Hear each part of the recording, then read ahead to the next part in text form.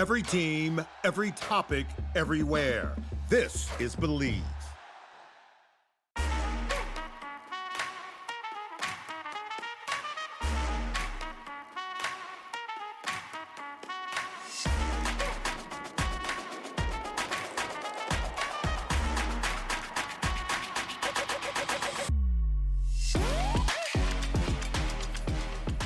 Hello, everybody, and welcome to another episode of Attack the Baseline, a WNBA podcast where every episode we attack our baseline knowledge of the WNBA. We're your hosts, John and Kristen Barber, and today we're here to celebrate the three-time WNBA champion Las Vegas Aces as they sweep the Phoenix Mercury, a very unexpected result, unless you were watching the games. And that's kind of basically what we have to talk about today. No other major news. We'll talk about Unrivaled down the road, but let's focus up on the champion Aces. But before we get into it, Kristen, how are you doing? I'm pretty good. I didn't think that we would be here so early, celebrating a champion so early. I wanted this series to go 7, at least 6. You know, I thought we'd have another week of games to watch, but our season was cut short. Yeah. Last pod, we talked about how busy October was because we had the finals, we had the Phillies in the playoffs, we had the Eagles every Sunday, and then Phillies get eliminated by the Dodgers, and then the Eagles lose on Thursday, and it in a disasterful fashion that makes me not even want to watch football. And then this freaking series ends in 4. Such a bummer. And now October's kind of open. So now it's time for Halloween. Now it's time for Halloween, which I do enjoy. We have a whole slate of Halloween content to watch, so I'm okay with that. I thought you were about to say we have a whole slate of Halloween content to get into on this podcast. We could talk at the end what we're planning to watch. I guess we could. We could. But we'll get into that. If you'd like to send us an email, you could do so at our email, attackthebaseline@gmail.com. Let us know what your favorite Halloween movie is. Send us that. Also, you could connect with us on Bluesky, Instagram, TikTok at ATBPod. Leave us a 5-star rating and review on whatever platform it is that you listen to us. Subscribe so you make sure you get the latest off-season coverage as we get news about the CBA and we talk about Unrivaled. Tell your friends, tell your family, let everybody know about Attack the Baseline, and do your part to help us grow the show and get excited about everything. Real quick, I'll get your take on this as you've learned a little bit. I would like to shout out an email that we got from Mary when we asked on last week's pod about a potential replacement for one Kathy Engelbert as we wait and see whether she is released or resigns or maintains her position as commissioner of the WNBA, where Mary suggested Bob Myers as a potential replacement for Commissioner Kathy. And I think that it's an interesting thought considering Bob Myers' relationship in the basketball ecosystem. He's a guy that's pretty well liked among the players, at least in the MNBA.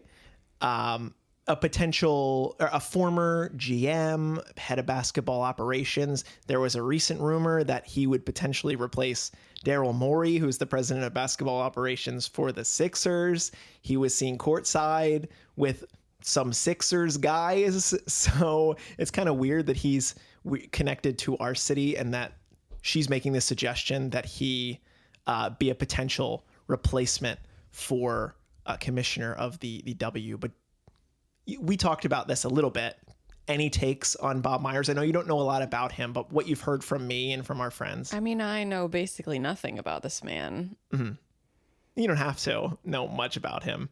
I will admit that he, like, player facing, pretty good guy. I don't know how he is as a businessman, which is still an important aspect of being a commissioner. You do still have to know that. Kathy is a little too far on that side and not far enough on the Bob side.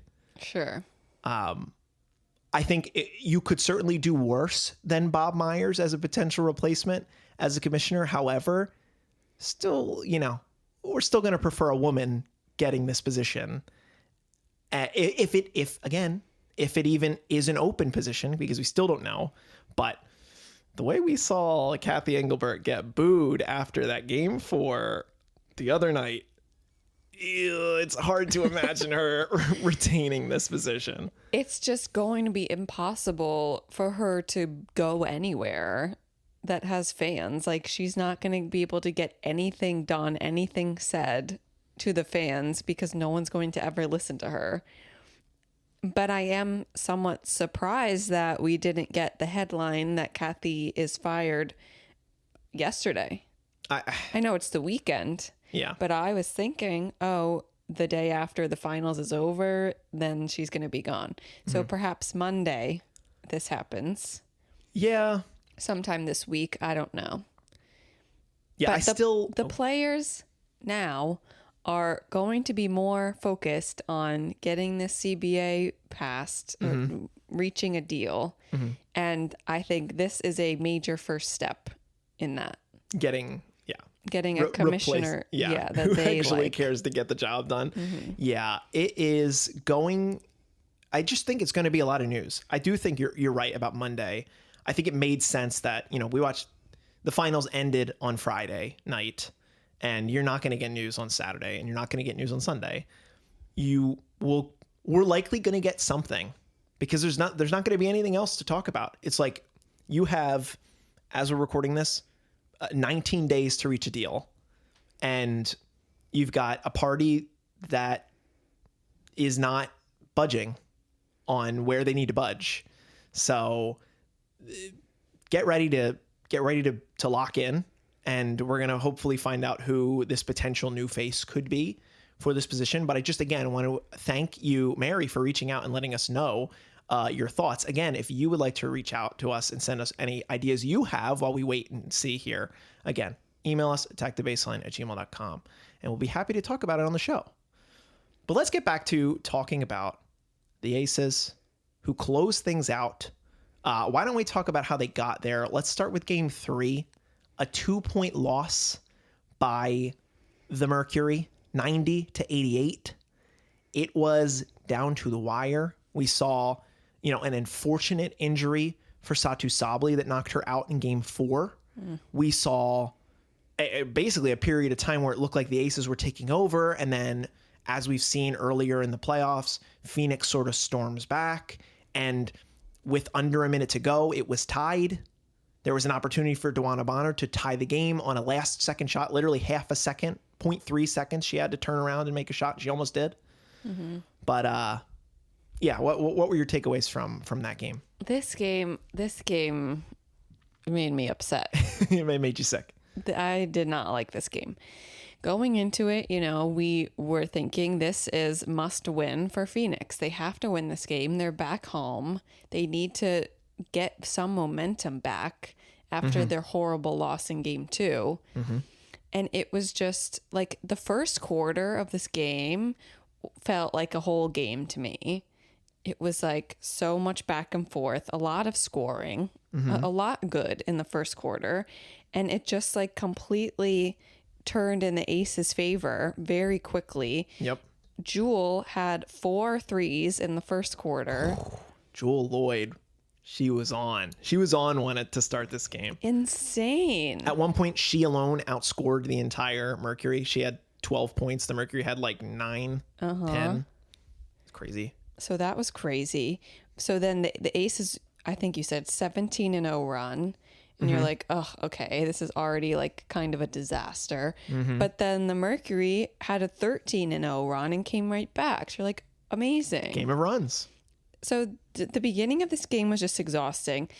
But something, and I really don't want to be too much of a tangent, but the shot clock violation, where Chelsea Gray had a shot clock violation, but the refs didn't call it a shot clock violation. They let Dana Evans get the rebound and they reset the clock. And then Dana Evans shoots a 3. Makes it. makes a 3. The announcers showed it multiple times, and they kept talking about it for minutes. Yep. That was a shot clock violation. They shouldn't have gotten those points. And here we are, the Aces only winning by 2. When they really got 3 points for free. Yeah. So in general, the arc of this game, I hate. Because should it have been Mercury won by 1? Yeah. I mean, this was it's early. a whole butterfly. I know this happened very early, the butterfly effect of it all. But like, that is just something that I cannot handle from the refs, like clearly just disregarding the buzzer. Like, that is not acceptable to me. Yeah. I understand a foul, we don't know. Foul's subjective. Yeah. This is not okay. In a finals, Yeah, I this hate shouldn't that. happen. This is a preseason mistake. And what's annoying is that you can't take the points off of the board because, you can't take the points off of the board in retrospect like you could if it was a 3 that is later deemed a 2. Like that one, you just you have to do that. It's like the bucket went in and it was from a 2, from a 3. Like, you don't know how the possession goes. You can't just you got to just sort of swallow it. And unfortunately, in a 2-point margin, when it was a 3-point thing, yeah, that's significant. Yeah. I agree. I don't really want to talk about the referees anymore because it's just annoying. It's the only thing that anyone ever has to complain about. But yes, this is a thing that is very, very annoying and could have potentially cost the Mercury. Of course, you change how you're all playing when the margins are different down the end. You're shooting a 3 instead of a 2, blah, blah, blah, blah, blah. But yeah, I mean, that sucked. That really sucked. And I'm glad that Phoenix, came back. My biggest thing from this game was that, unfortunately, and I mentioned this last week, Kalia Copper, not there in the first half, very much there in the fourth quarter, very much got very loud, very, very loud down the stretch. And After Satu was out. yeah, and if you just had that full game, even a couple more buckets in the first half, then they win this game. I know. And then who knows what game 4 is like. Obviously, you probably don't have Satu regardless. But just one more game, when it's 2-1, you never know. But instead, you lose it down the stretch. A gem of a game by DeWanna Bonner, 25-10. Oh my God, it was 86-83, and she banged that 3 from the top of the arc. And I was like, oh. But then Chelsea Gray, on the other side, gets an and 1. And it's like, well, there's a gut punch. And I don't know. It was a lot of effort by the Mercury. Another near triple-double for Alyssa Thomas. But they just fall short. It's kind of felt like that way for the entire series. They just fall short. And we both picked the Mercury to win this series. And I have no problem with the Aces. The Aces deserve this victory. Very much earned it. I just wish I had at least a couple more basketball games before we go into the uncertainty of this offseason. No, it just kind of bums you out. A not super interesting last game. Game 4 was not super interesting. And then that's it, a sweep.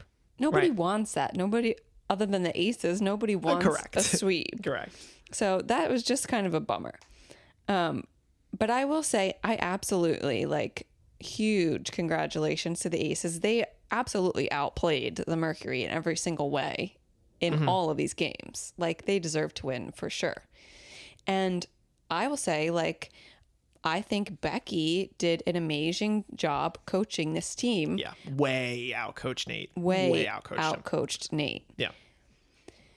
Especially at the end of game 3, where Becky, the Aces are down, but they have the ball. They're struggling to get a shot up. The clock's winding down. It's the last 5 seconds, and she calls a timeout. Oh, this is when it's tied. Yeah. Oh, it's tied. Yeah. She calls a timeout, which seems correct to me, which Nate did not do in game 1. Right. He just kind of let the team figure it out, and they lost. Well, even in that game, it was they could have had a 2-for-1. They could have been the one with the last shot, Yes. not the aces. But instead, he doesn't call a timeout or tell somebody to get a shot up early, and instead he runs the clock down to the point where the aces now have all the control. And yeah, really good on Becky because Jackie didn't have a shot there.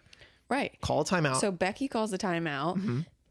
And then for whatever reason, Nate does not put in any more defenders.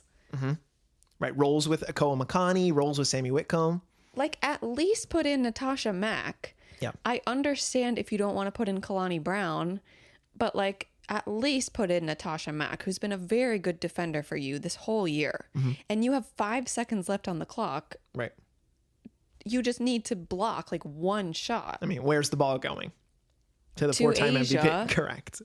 So Yeah, and I just was like mind blown from that. in the moment I tried to defend it. I was like, well, Mo or Sammy, they're there to get out on a guard. If you're putting too much help on Asia's going to find kick out. There's enough time to like get the ball out and kick it. No, Asia just, I'm going to ISO. I'm going to spin around. I'm going to knock this shot down and have one of the most iconic, shots of my career, if not the most iconic shot of my career. And you just can't, sometimes there's just nothing you can do. Asia did say, she said that this was her first game winner. If you know for sure, please let us know. I'm sure there's a way to quickly look that up. I'm not at a computer right now to do that. If you know, please send us an email. Because that's surprising to me. There's no way. No. I guess if she's never had a game-winning shot before in Must her be in the whole career, playoffs. Must be in the playoffs. then yeah, I guess you try to defend the guards more so. But that No, it's Asia Wilson. It's Asia Wilson. can't be right. Let us know. Yeah. So really a super bummer of a game ending. I mean, amazing for Asia. Yeah. Stop saying super bummer. Super bummer for the Mercury. Like, you just really messed up. These last like 3 possessions were just like totally messed up. So, but game 3 at least was like very interesting. Yeah. That was a good game, game 3, even though it totally like made me upset. Right. Game 4 was not as interesting. No. It's, you start the game down Satu. You start Duana Bonner, who basically needs to play like she did in game 3 for you to have a chance here, because Satu was your leading scorer on the series. That's tough. Even if there were some questionable moments for Satu throughout this entire series, you still need the scoring that she provided. But like, you could see so early on, I think there was an early 17-point deficit in the first half for the Mercury. And it's like, I know you've come back multiple times and lost in clutch time. It just didn't, you could tell like the balloon was deflated. AT's body language was tough. It was tough to watch her, like how upset she clearly was. She was like, Her shoulder like must really be hurting. Yeah. Like, she is injured. yeah, she took a tough shot in the shoulder and it did not look good. Took her out in the first half, had to come back, get the kinetic tape on it. But you could tell, like, I could hear Nate say, move, like move around. And AT was also instructing, like, please get some spacing.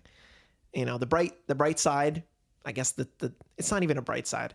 AT, her 3rd career finals triple-double somehow in this game. And she's the only player to ever do it. She's got 3 now.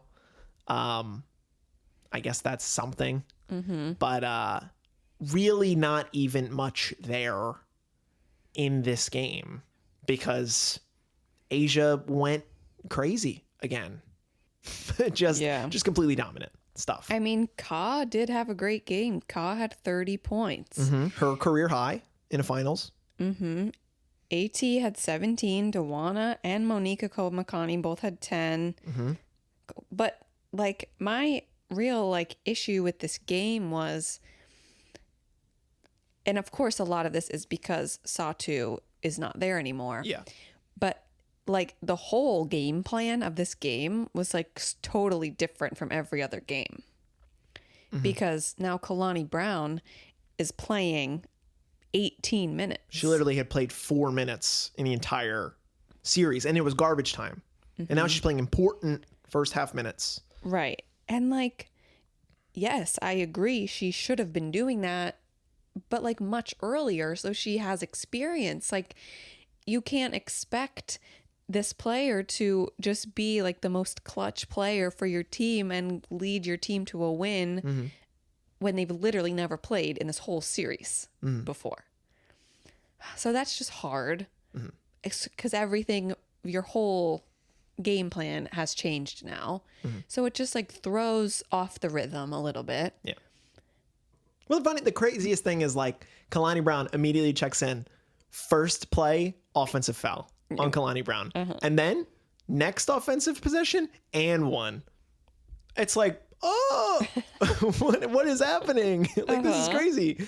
But yeah, I don't think you can't put any amount of blame on Kalani Brown because no, I don't. This is weird, actually. Natasha Mack started, but she only played 1 minute. Natasha Mack. Did she get hurt? I don't recall. She only played 1 minute. She played 1 minute. 1 minute. I guess she did. I really don't remember that. No stats. I'm getting like to her name. I'm getting like 2 fouls in 1 minute. She fell out.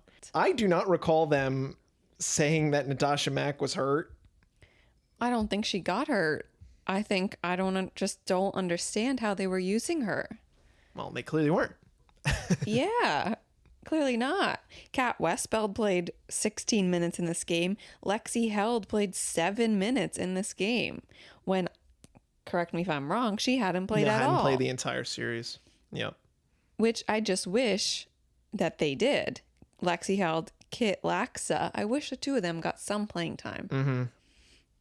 And then I think we have to discuss also what completely throws off the rhythm of the game is Nate Tibbetts getting ejected. Yeah. At the end of the game. Yeah. Making way for Christy Tolliver, potential future head coach of one of the vacant head coaching positions. There's rumors.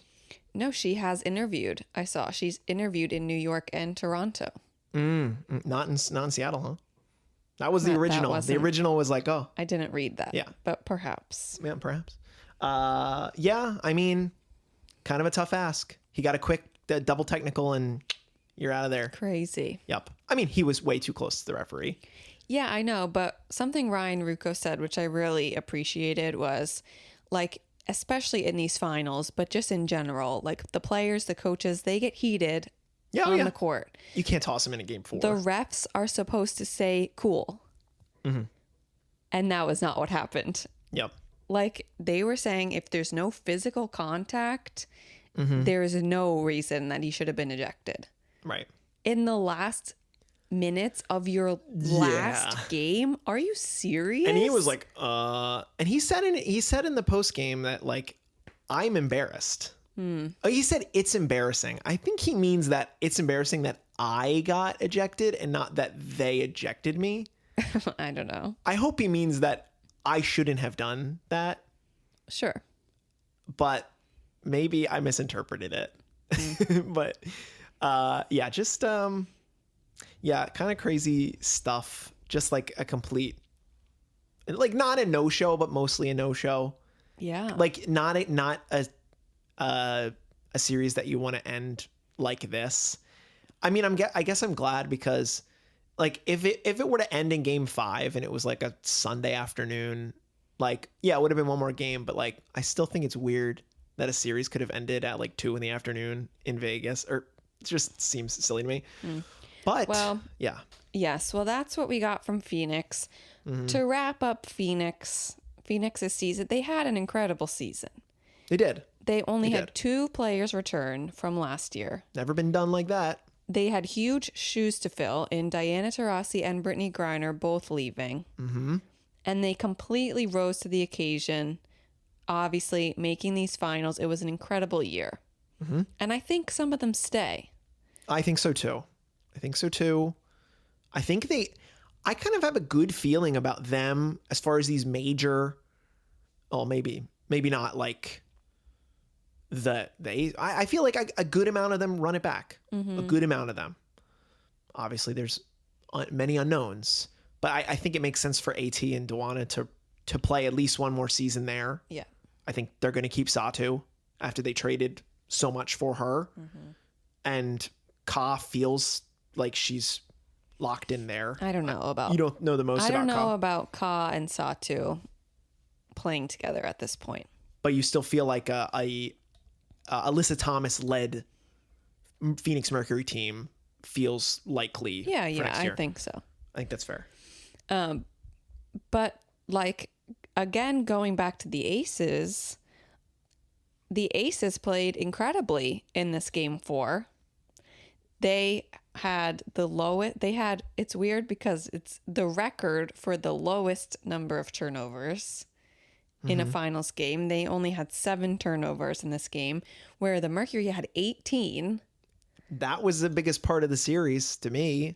Just the ball security. Yes. Many an errant pass for the Mercury. Which, of course, you're getting that from Chelsea Gray. She's an incredible passer, an incredible ball handler, an incredible stealer. She had really good steals. Personally, I think Jackie Young was the one that was like very like her assist to turnover ratio was crazy. Just never.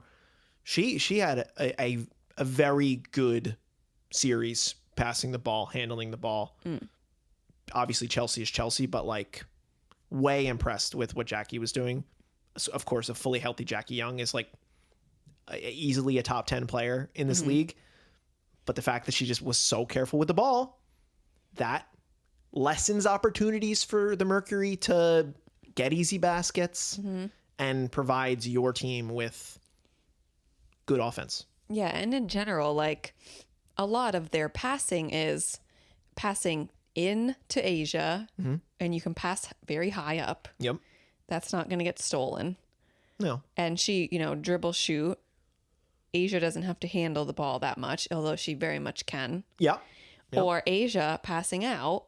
To the open shooter. Yep. Do an open. So it's like, it's a great playbook that they have going, which leads to not many turnovers. So that was just great. Their 3-point shooting was incredible this whole series. Excellent. Incredible. Being able to get as much as they got out of Jewel, all of a sudden, Jewel is like the best finals player. She arguably. never lost. She's never lost. Jewel's been to 3 finals in her career.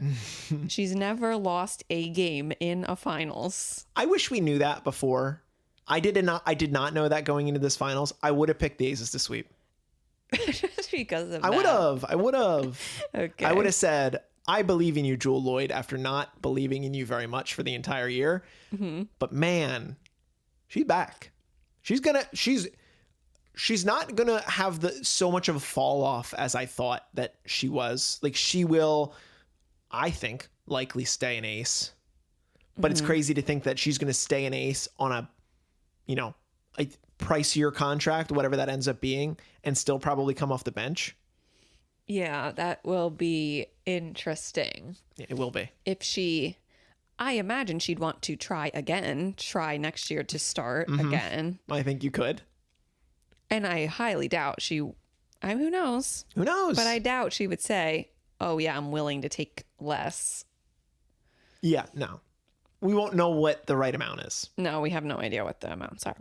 No. But the Aces were so much better in transition. They were so much faster in transition and got open way easier than Mercury did. And their bench production, this is something that's so interesting to me. Their bench production was so good with Jewel and Dana Evans. Just the two of them, basically. Yeah, but like the bench production from the Mercury was just non-existent other than Duana. When she was on the bench. In this game 4, it was virtually non-existent. It was Kalani Brown. And unfortunately, Sammy Whitcomb was not there in this series.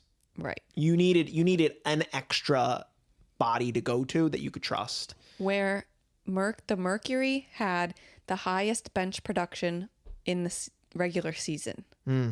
Right. Well, because all of those good rookies, and you really Didn't play them at all. Kat Westfeld did not really look good in the minimal minutes that she got. And of course, as you mentioned, no Lexi Held, no Kit Laxa. That just stinks. Like It stinks. I'm sad for them. Yeah. I do think he kind of, I think Nate could have probably gone deeper into his bag a little bit. When you can tell AT is hurting, and you can tell Ka might need a little break to refuel. I don't know. But that's the Aces. Incredible win. Yeah. A dynasty, a true dynasty. True dynasty. 3 championships in 4 years. And in a position to do it again when you pay Jackie and you pay Asia. And I think they're the best duo in the sport.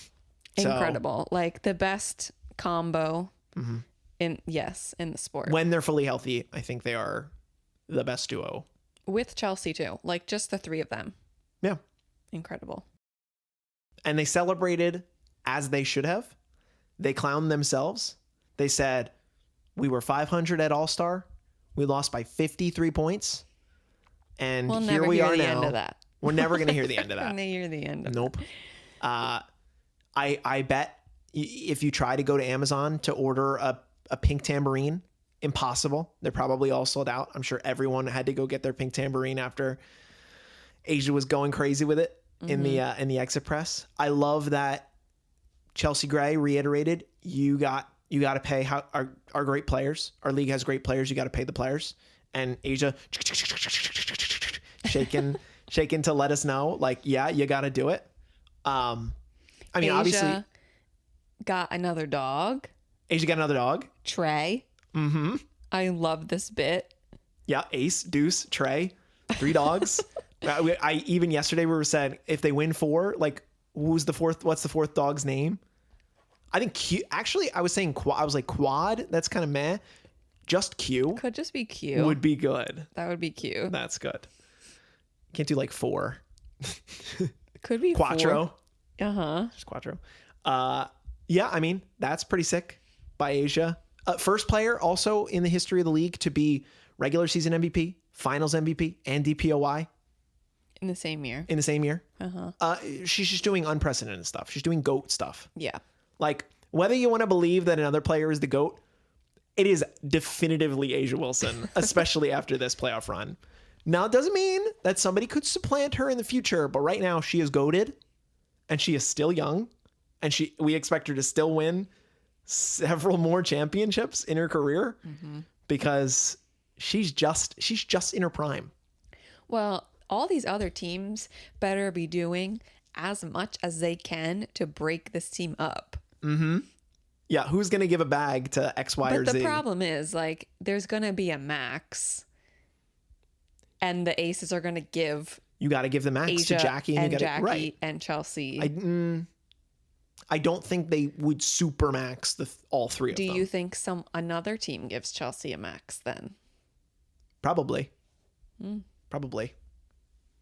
I don't know that'd who. be I can't interesting. I can't just think about where that would be until we know more about what it is. Well, I'm just saying, as teams are other teams want to be able to compete. So you have to try to break this team up. Look, there's very much an argument for a player like Chelsea Gray, who's yeah, I got my 3 rings in Vegas. I was a finals MVP. I could go somewhere else for the money and maybe a chance at another ring. I don't think that has to be so married to Vegas in the way that I would expect Asia to probably stay, just because she's already the greatest. She can be such an icon. This is my team. This was always my team. Yes. I could see just end your career there. And very much her and Becky have an amazing friendship. They do. And great chemistry. I think Asia would stay no matter what. And then I just think Jackie, sure, Jackie could go freelance, but I don't think so. I don't know. I think if you know how good the 2 of you are, let's do it again. And now you kind of go hard mode maybe if you're Chelsea-less. But who knows? It's tough to even project all of that. Again, hopefully we can do that this offseason. I love to think about that. I love to speculate. Once we have the rules, we will be doing that. But right now, I feel confident about the two, Asian Jackie, and we'll see about whoever else decides to stay. Congratulations, Vegas fans, the Vegas Aces themselves, the players. And now that kind of wraps up our 2025 WNBA season. It's been a ride. I want to thank everybody who's listened to any episode. Whether you've been here with us all season or you just finding us for this one, thank you so much for listening to us for another season. Very excited with everything that's going to go on next season. I cannot wait. I cannot wait for a double expansion draft. I'm so excited. I can't wait for Unrivaled. I can't wait for Toronto and Portland. I can't wait for everything else. Cleveland. For 1 year closer to Philly. 1 year closer to Philly. We might get news next year. Maybe they decide to hire somebody. That would be cool. And then I can do a deep dive on that person. But right now we're going to just kind of think about what we can do while we wait on this CBA negotiations. Well, yeah, let us know if there's something you want us to talk about. Yeah, please do. Want us to cover, to research during the off season. Yeah. We'll be getting into women's college basketball more, dipping our toes in there. Especially if there's a lockout. We'll be watching college ball pretty closely. Yep. But yeah, I mean, I guess that's going to do it for this season of Attack the Baseline. Again, if you'd like to send us an email, you can do so, attackthebaseline@gmail.com. Connect with us, Bluesky, Instagram, TikTok, so you keep up to date with everything that we got going on in the off season. Leave us a 5-star rating and review to show us how much you love the show. Tell your friends, tell your family, tell your pets. And let's continue to look forward to the future of the WNBA that hopefully pays these players. Anyway, Kristen, I am staring at the baseline. What are we going to do? As always, attack it. Attack the baseline. Thank you so much for listening. And we will be back next year. Next week. Literally next week. See you next week. Wait, should we say what we're watching for Halloween? Sure. The Halloween Easter egg. I just watched 28 Days Later for the first time in my life. Little Cillian Murphy action. Loved it. Would like to watch 28 Weeks and 28 Years if I have time in the next couple weeks. You will not be partaking because you are not the biggest fan of the scary. I'm fine with scary. I'm just not such a movie person. Yeah, I think that's the bigger thing. It's not, I don't even know why. I have to really look inside myself for why. It's not my attention span. I can pay attention. I just don't watch movies. How many 2-hour basketball games have you watched? Yeah, and it's long. I get it. Well, I'd like to watch a couple flicks. I don't know. I think about the modern stuff. I've thought about watching Weapons, maybe. Sinners. Haven't seen either of those. That's a spooky movie? Oh yeah, Sinners is... Sinners the number one new horror movie of 2025. Of course, it came out late, several months ago. But the way everybody talked about it, as even all WNBA players were talking about it a ton. I think it would be maybe nice to watch Sinners. I would watch that. Obviously, we talked about the new season of Wednesday. We're gonna check out the new season of Wednesday. That's a good Halloween season. I always love an Addams Family watch. Any Addams Family content. We are going to rewatch. John watched for the first time Haunting of Hill House. I've only watched the last episode of Haunting of Hill House. Because I was scared. I said, you have to watch this with me. Nice little rewatch there would be fun. Probably get a Beetlejuice rewatch. I always watch Beetlejuice every year. Maybe rewatch Beetlejuice, the second one. We went and saw that in the theaters last year. And then I would also like to. Last year I watched Evil Dead. I watched the Evil Dead, old the 80s, 90s Evil Dead. There's the more recent remake of Evil Dead. Might check that out, or maybe dip my toes in some of the other 80s horror, maybe like Halloween, maybe Friday the 13th or something like that. Some like schlocky kind of campy horror. Could probably get into that too. But I love this time of year. The weather's finally cooled off, and it does make me want to just kind of light a candle and watch some Halloween content, And whether it's cute or not. Something about us is we live in Philly, a few blocks away from Eastern State Penitentiary. And most of the year it's just a big brick wall. Nothing really goes on. There's tours and stuff. You should visit. It's very cool, informative of the current prison system.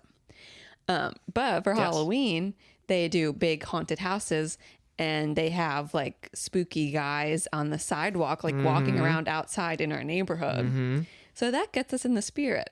Oh yeah.